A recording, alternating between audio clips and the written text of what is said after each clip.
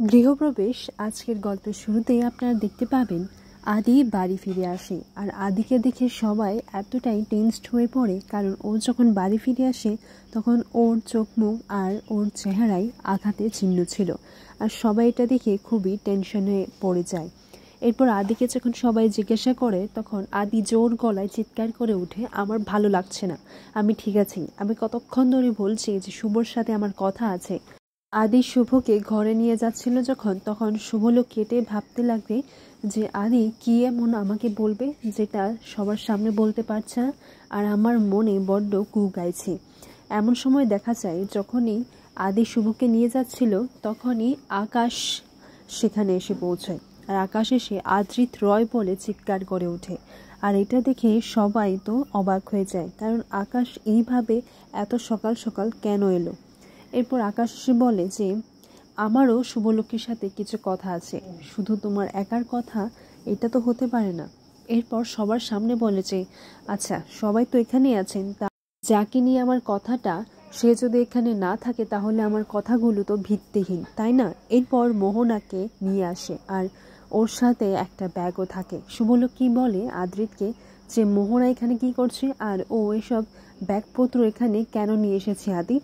এরপর আকাশ বলে যে আমি আজকে সবটা বলছি। এরপর আদ্রিত বলে আমি তো বলতে যাচ্ছি। তখন শুভলক্ষ্মী বলে যে কি বলবেন আপনি মিস্টার সেন? তখন আকাশ বলে হ্যাঁ, এতদিন তো তুমি কিছুই বলনি, আর এখন এটা আমাকে হ্যান্ডেল করতে দাও, এতদিন তুমি কোথায় ছিলে? এরপর বলে যে আমি আমার বোনকে অনেক যত্ন সহকারে মানুষ করেছি, ওকে বড় করে তুলেছি, আর ওর ভালো থাকার দায়িত্ব আমার, আর তাই আজ থেকে ও এ বাড়িতেই থাকবে। এরপর এই কথাটা শোনার পর সবাই বলে যে হ্যাঁ, আপনার বোনের দায়িত্ব আপনি নেন, সেটা তো খুব ভালো কথা, কিন্তু এখানে আমাদের বাড়িতেও থাকতে যাবে কেন? এরপর আকাশ বলে যে ও সেটা আপনারা জানেন না, আপনাদের আদর্শ ছেলে আপনাকে কিছু বলেননি তাই না? ঠিক আছে, আমি তাহলে সবাইকে বলে দিচ্ছি। এরপর দেখা যায় যে আকাশ বলে যে সত্যিটা লুকিয়ে গেছে, সেই সত্যিটা আর সেই অন্যায়টা ঢাকার জন্য আজকে আদ্রিত রয় বউয়ের আঁচলে গিয়ে লুকোচ্ছে। তখন শুভলক্ষ্মী বলে এতক্ষণ ধরে আমি আপনার অনেক বাজে কথা শুনেছি, কিন্তু আমার স্বামী, আমার পরিবার আর আমার সন্তানকে নিয়ে আর একটাও আপনি বাজে কথা বললে আমি কিন্তু কাউকে ছেড়ে দেব না। এরপর আকাশ বলে বাজে কথা? তখন মোহনা বলে দাদা প্লিজ, আমি এসব চাইছি না, আমি তো কিছু চাইনি, আমি একাই ম্যানেজ করে নিতাম। আর বিশ্বাস করো আয়ান, দাদা এখানে নিয়ে এসেছে, আর সত্যিটা জানতে পারলে ও আঘাত পাবে। তখন শুভ বলে যে কি ম্যানেজ করে নিতে তুমি? আর আকাশ হাসতে হাসতে বলে যে তুই কি বললি এখন? শুভলক্ষ্মী আঘাত পাবে, আর তোর যে এত বড় একটা সর্বনাশ হয়ে যাচ্ছে, তোর যে সম্মানহানি হয়ে যাচ্ছে, সেটা তুই একবার বলবি না? এরপর আকাশ শুভলক্ষ্মীকে বলে যদি হঠাৎ করে আজকে আপনি জানতে পারেন যে আপনার আদ্রিত আপনাকে ঠকাচ্ছে, তাহলে আপনি কি করবেন? এরপর শুভ বলে কোনোদিনও না, আদি আমাকে কোনোদিনও ঠকাতে পারে না, আর সেটা যদি ভগবানও এসে বলে তাহলেও কিন্তু আমি বিশ্বাস করব না। এরপর আকাশ বলে বেশ ঠিক আছে, আপনার সন্তানের বাবা যেমন আদ্রিত রয়, তেমনি আমার বোনের সন্তানের বাবাও কিন্তু আদ্রিত রয়।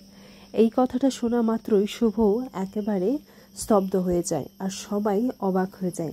আর সেবন্তী বলে যে এটা কি বলছো, এটা তো হতে পারে না, তোমার হয়তো কোথাও ভুল হচ্ছে। আর এদিকে দাদুরও শরীরটা খারাপ করে ফেলে, আর দাদু বলে যে হ্যাঁ তোমার হয়তো ভুল হচ্ছে, আমার আদ্রিত দাদুভাই এরকমটা করতেই পারে না। এরপর শুভ বলে আমি সবটা বুঝতে পারছি, তুমি আমার সাথে চ্যালেঞ্জে জেতার জন্য এই সব কথা বলছো তাই না? তুমি কি ভেবেছো আমি কি কিছু বুঝি না?